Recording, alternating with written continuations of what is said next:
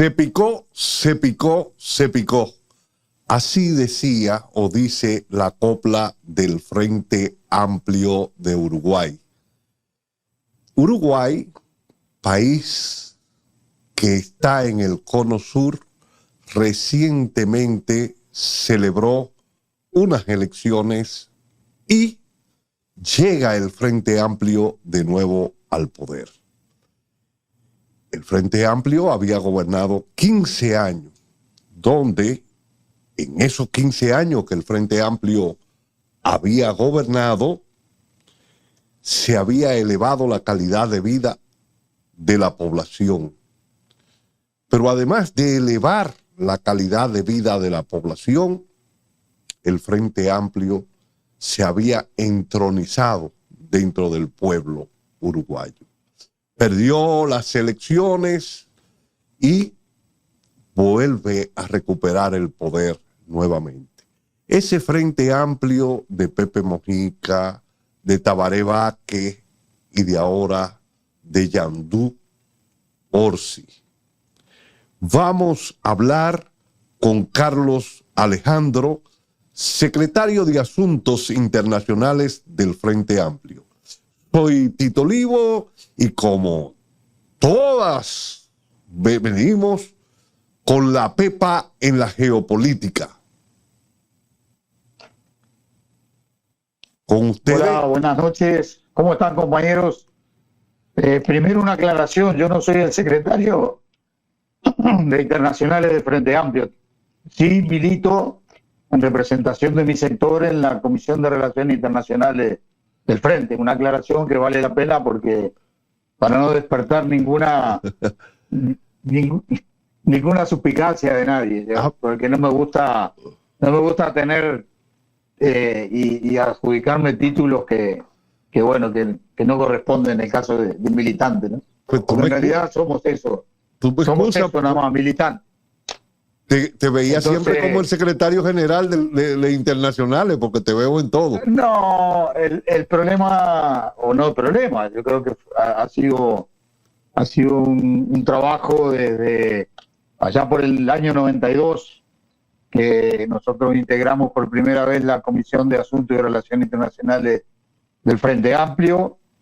Empezamos a trabajar en el marco del grupo de trabajo del Foro de San Pablo. La primera vez que viajamos, recuerdo, fue a Managua, Nicaragua, cuando creo que fue la segunda o la tercera reunión del foro, y fue hecho allá por el año 90 y poco, en 92, 93, por ahí, 93 creo que fue, en Managua, en el Hotel Las Mercedes, cuando el foro empezó a consolidarse, ¿no? Y a partir de ahí, sí, es cierto, tú me has visto en casi todas las instancias políticas que hemos trabajado, en el foro, en la COPAL, en el seminario del Partido del Trabajo, los partidos y una nueva sociedad, una instancia política muy importante para América Latina y para el mundo, porque ahí se expresan, en el último, por ejemplo, hubieron más de 350 delegados internacionales que llegamos a México para trabajar y participar en ese importante seminario. Y seguimos trabajando en el Foro de San Pablo fundamentalmente porque creo que es una herramienta fundamental para los pueblos de América Latina y que ha permitido, entre otras cosas, que a pesar de las derrotas, nosotros podamos seguir trabajando, juntándonos con los compañeros, intercambiando experiencias, intercambiando posiciones políticas, discutiendo cómo seguir. El foro nace en contrapartida a lo que fue en los 90 el consenso de Washington. Tuve la dicha, la suerte, pero además la enorme responsabilidad de ser uno de los compañeros del Frente Amplio que trabajó en la elaboración de ese otro consenso, no el de Washington, que se hizo para ver cómo hambreaban a los pueblos de América Latina y del mundo cada vez más, sino que nosotros hicimos el consenso de Nuestra América, que fue aprobado por la unanimidad de los miembros del Foro de San Pablo, justamente ahí en Managua, hace unos años. Y bueno, hemos venido trabajando en todo eso y tenemos la dicha, la suerte de poder haber participado en este último proceso electoral en el Uruguay que pone nuevamente al Frente Amplio en el gobierno. Yamandú Orsi, un compañero que es el segundo presidente electo que proviene del interior del país.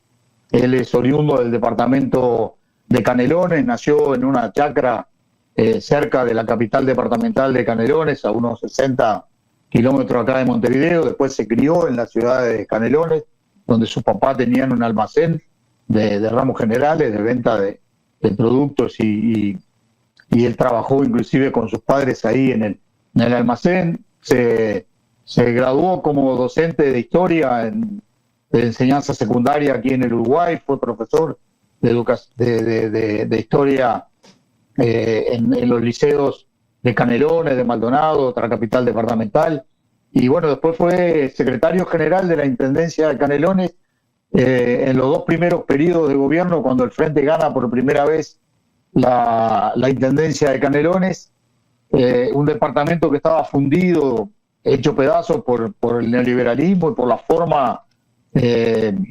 clientelística y corrupta de gobernar el departamento que tenían los partidos tradicionales. Y bueno, logramos con el compañero Marcos Carámbula como intendente, pero con Yamandú como secretario general de la Intendencia, revertir todo eso. Hoy es un departamento que tiene sus arcas saneadas, sus inversiones, su desarrollo en todas las áreas productivas, sociales, educación, caminería rural. Es un departamento con una importantísima producción agrícola ganadera, pero también de hortifruticultura en el país, con también viñas, con un importante desarrollo vitivinícola en el departamento, etcétera.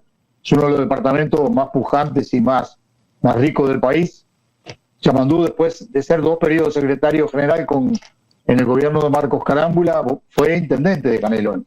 Hasta ahora que es el tercer presidente electo por el Frente Amplio, después de los 2 periodos, el primero y el tercero de Tabaré Vázquez, de esos 15 años que tú hablabas, y el intermedio que fue Mujica, el presidente de los uruguayos, Pepe Mujica.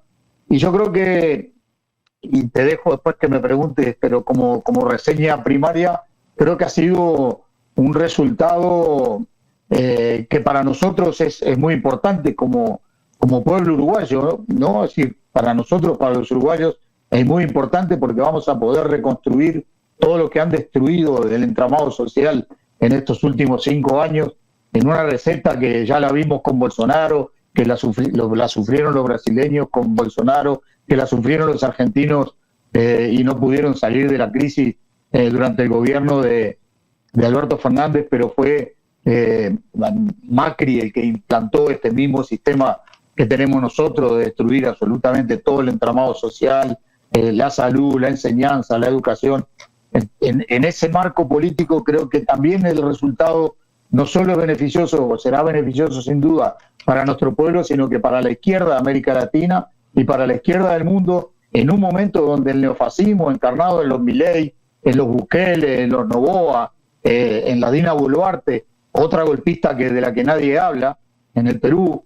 Entonces, todas esas cosas que desde el punto de vista político nosotros muchas veces no las vemos porque estamos muy preocupados por lo que está pasando aquí dentro de fronteras, también tengo claro que para ustedes, para la izquierda de América Latina y del mundo, es un elemento sustancial y que logra cortar ese crecimiento que venía de esos partidos y políticos neofascistas que gobiernan en algunos países de América.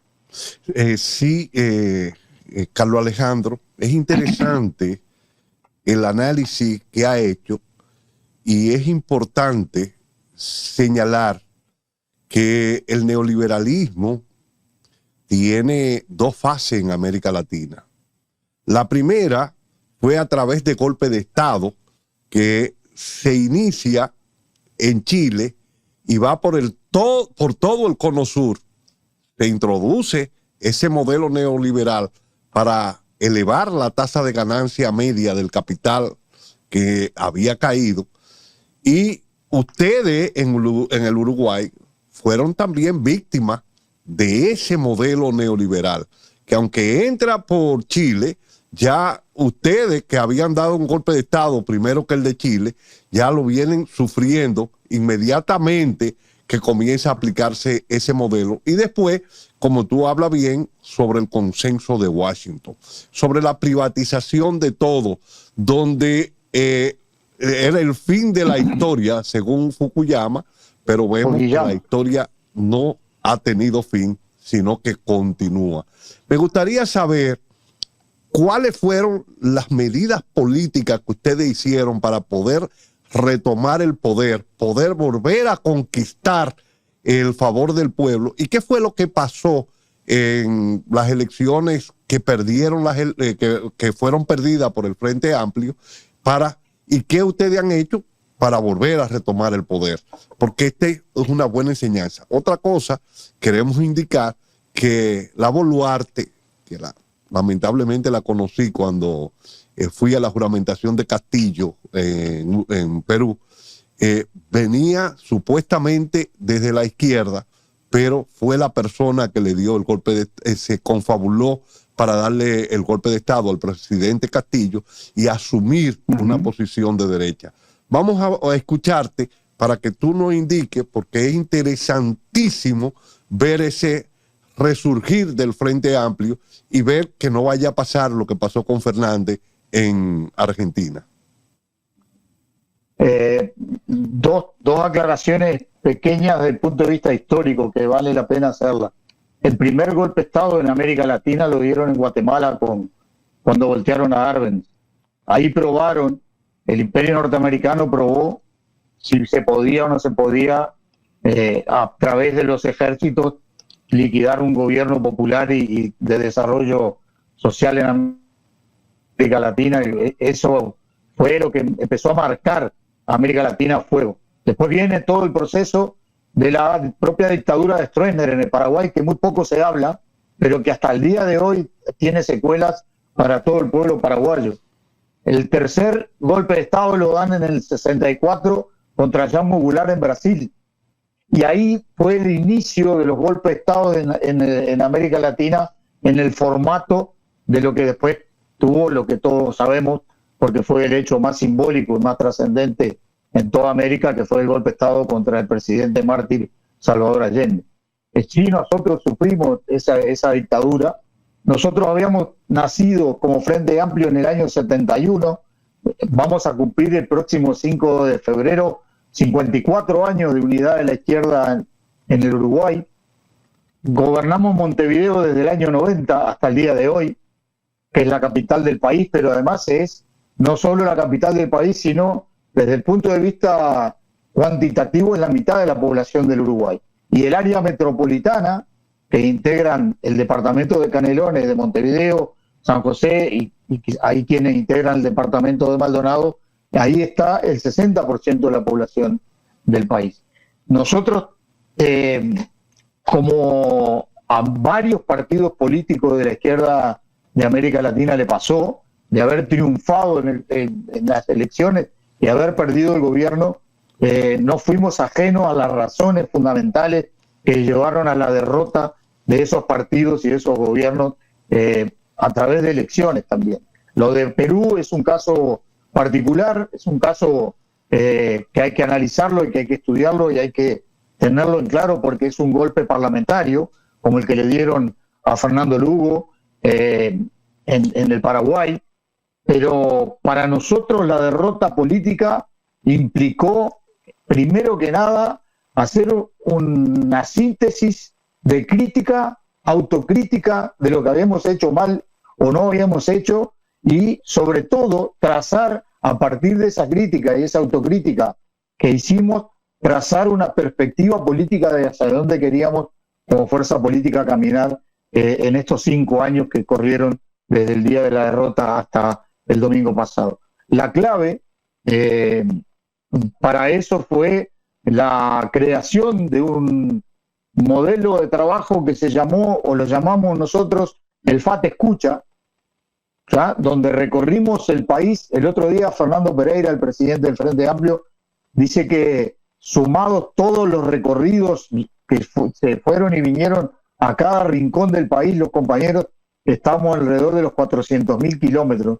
recorridos por el Frente Amplio y todos sus dirigentes. Y cuando digo todos, es eso, es todos estuvimos trabajando en el FAT Escucha, donde fuimos fundamentalmente a oír al pueblo, ese pueblo que nos había cobrado ni más ni menos con no habernos votado y habernos sacado del poder, cuando entendíamos que después de la crisis del 2002, donde agarramos el Uruguay con más del 50% de pobreza, con el 36% de la población viviendo por debajo del índice de pobreza, y lo dejamos en un dígito, el índice de pobreza quedó dentro de un dígito, dentro del 10%, estimó 9 con algo de pobreza en el país.